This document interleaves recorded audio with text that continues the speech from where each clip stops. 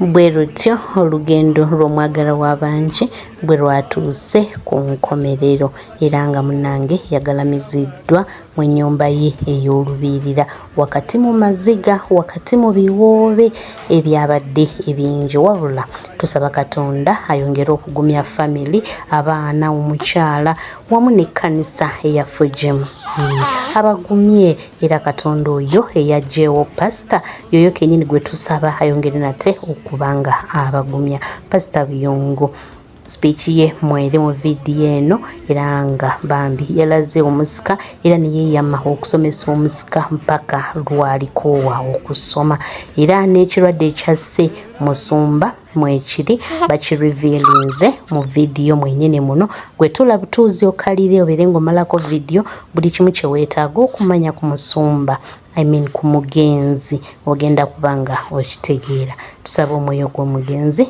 mukama agulamuze kisa Dennis abadde abuulira nga atera nnyo okwogera ekigambo nti nze mutabani wa musumba Buyungu amufaanana. Kigambo kibadde takyogera bwogezi, kibadde kigenze nga kitandika okukola ebirungo byakyo.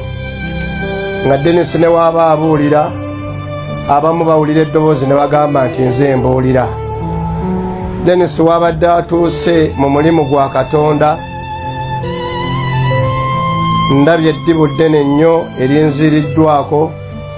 Ye muntu gw'obadde osinga nti omusindika okuweereza n'oteeraliikirira n'oteekengera nti oba anaasobya obuweereza wabadde ayimirira ng'alaga abantu Kristo ng'akikola n'omutima gwe gwonna, akikola n'okwagala kwonna.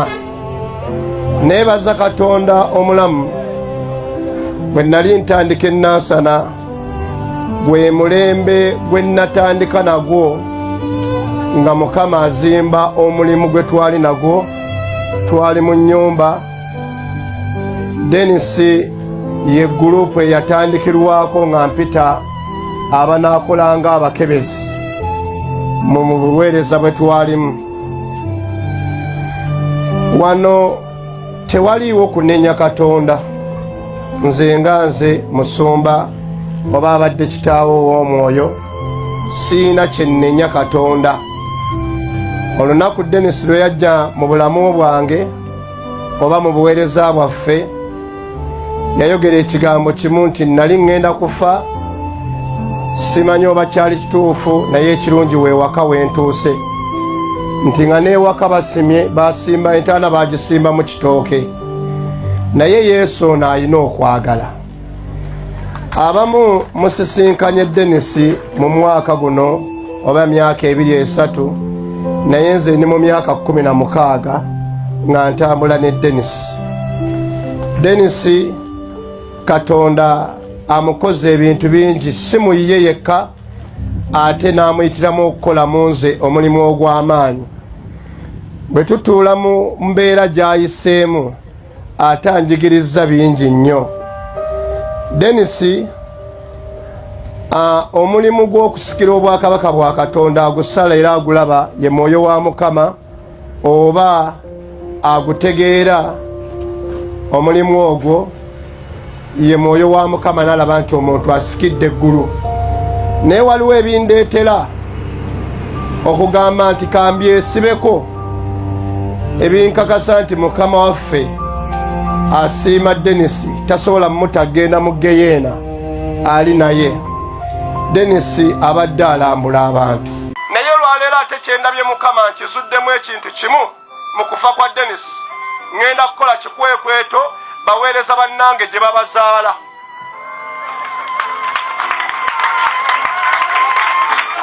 Tulemenga kujjawe nga tuzze mu bunaku, wabula tujjeko nga tukola pate ebuulira abantu nga twebaza famire ezaala omuntu gwe nnina. Kinnumye nnyo okulaba kibikkulidde wano olwaleero. Ne ŋŋamba nti oba Uziya yalaba obubi bwe n'azuula Mukama, nange musumba nzudde Mukama nti abaweereza bannange tulemenga okujja nga tujja nga tubaleeta baziika, tujje tukuŋŋaanye famire tulye pate. Dennis nga tumuziika tusobola zikola ku pate bonna ne bakuŋŋaana ne tulya ne tusanyuka ne tutendereza Katonda. Abange mu kufiira bwe kuti tulabemu Mukama. Tulabemu Mukama. Bano abaana baali bato nga ndi ne Dennis baabano bakuze. Mukama yeebazibwe. Nga kyaki tugenda kusomesa omwana ono mu linnya lya Mukama. Nja kusaba senga w'abaana omukuza abaddewo oba wali emukuza. Tugenda kussaako omwana ono, tugenda kumusabira. Bayibuli eriwa ekigambo ki? Senga weebale kulabirira abaana. Mukama akuwere ddala omukisa ogw'amaanyi. Tugenda kumusabira kino abange musumba wange oba taata wange kika mukulu munnange agambye tetujja kudibya bya buwangwa. Nyongero kitangazaamu kino tutera kikola nga tumaze kuziika ne tujja ne tulyoka tulaga omusika. Naye olw'embeera y'abantu ennaku zino bwe tuviira emagombe tugenda okulaba nga tenti zisigadde enkalu nga tetulina be tulaga. Twagale tukozese omukisa guno tumusabire omwana tekiriimu sitaani. Ono abadde muweereza wa Mukama. Mukama abaweere ddala omukisa ogw'amaanyi. Joseph kwata Bayibuli eno. Mukama yeebazibwe. Nga tetunnamusabira nina ekintu kyenjagala tuweeyo mu maaso ga Mukama. Tuweeyo ekiweebwayo tekigenda ku kyaki. Ekiweebwayo tekigenda wa Pastor Buyongo. Tugenda kuwaayo ekiweebwayo ekigenda eri bamulekwa ne famire yonna. Kyokwata kyonna kyokwata. Buli nnamwandu ne mulekwa temubabonyaabonyanga. Bw'oba osise tugenda kuteekako omwana ono muto omukuzaawe abeerewo. Naye era ne bw'atuuka amukuza n'abamubuulira balina omumusimba. Ono omwana muwala abaddewo ng'ayogera ekigambo kimu. Kitaata we bwe yali nga waali yamugamba leera banno, kuza banno. Alina kyamupakiramu eky'obulungi. Teyamugamba bakyawe basuule. Kati naano nnamwandu ne bamulekwa temubabonyaabonyanga. Tugenda ne tumala okuziika bwe tuti tetuddamu kumanya gye balaze. Tugenda okuddimala okuziika bwe tuti ne tubaba nga batuyitira ntala ate kuzitaawuluza. Bw'onoobabonyaabonya ki ekiddako? Katonda takubirayo ate tebamubuzaabuza. Olunyiriro n'okumuyabibwessa. Bw'onoobabonyaabonyanga n'akatono bwe banankaabiranga nsi siremenga kuwulira kukaaba kwabwe.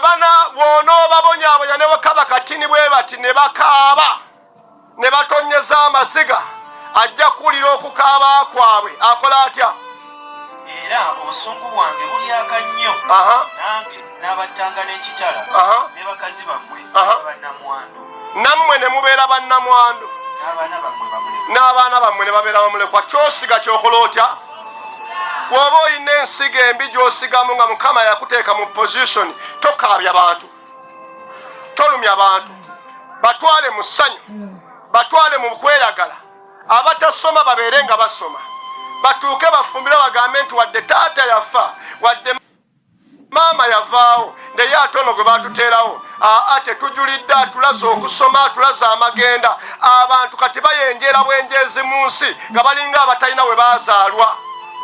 Njagala olwaleero nga tuteekako omusiko ono nti omulimu gwe tumuteekerako kusikisa, kwongerayo ddembe taata lye yandikoze. Ate kisanyusa nnyo Katonda bw'okola n'ebisinga ku oyo gw'osikidde.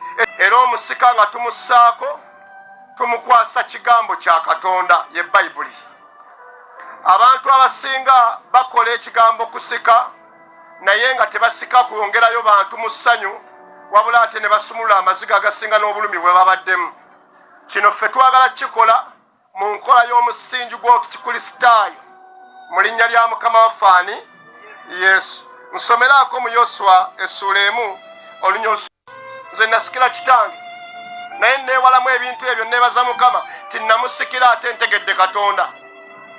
Osanga abaana ate nze mmaze emyaka egisukka mu 3 nga mpeereza nkola mulimu guno ogw'obusumba.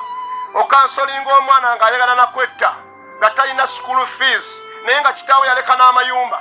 eyasika sente zonna ettaka lyonna alitunda n'alimalawo n'atalowooza bye yasikira.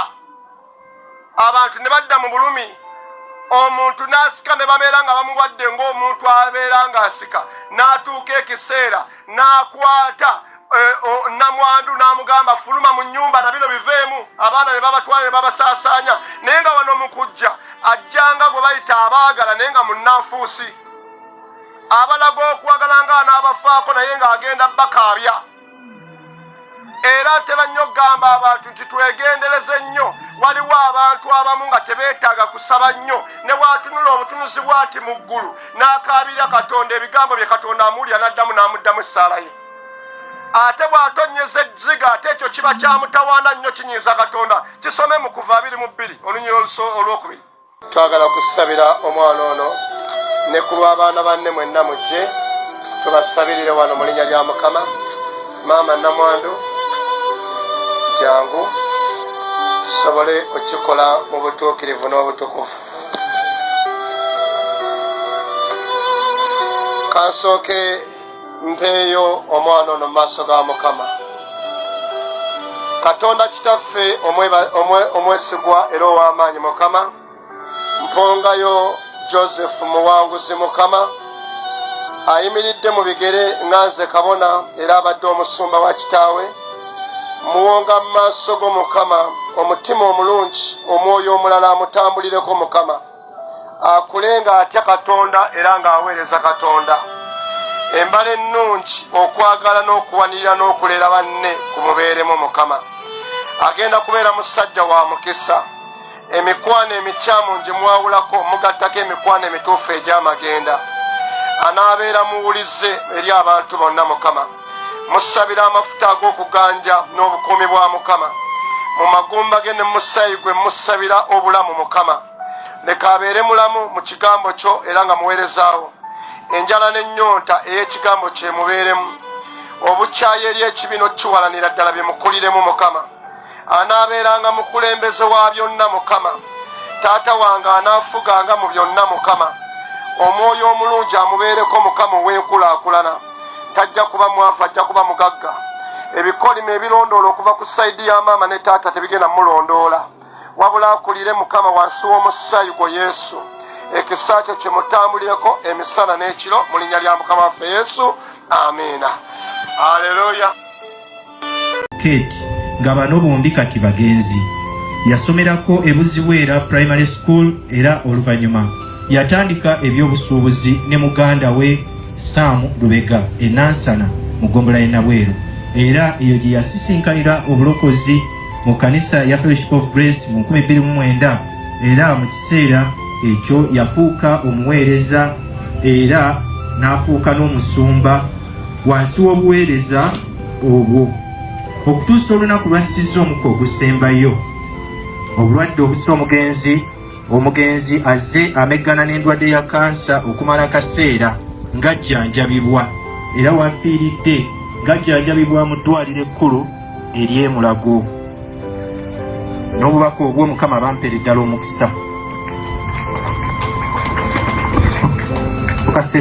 Musanyufu nnyo, obulumi weebuli, naye ate mundeetedde okufuna essanyu lya Mukama olw'okwagala kwe mulaze okwefaanana bwe kuti.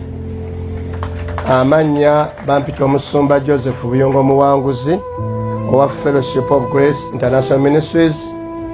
Mukyala wange Josephine tasobodde kujja, naye obulumi bungi nnyo nnyo nnyo nnyo.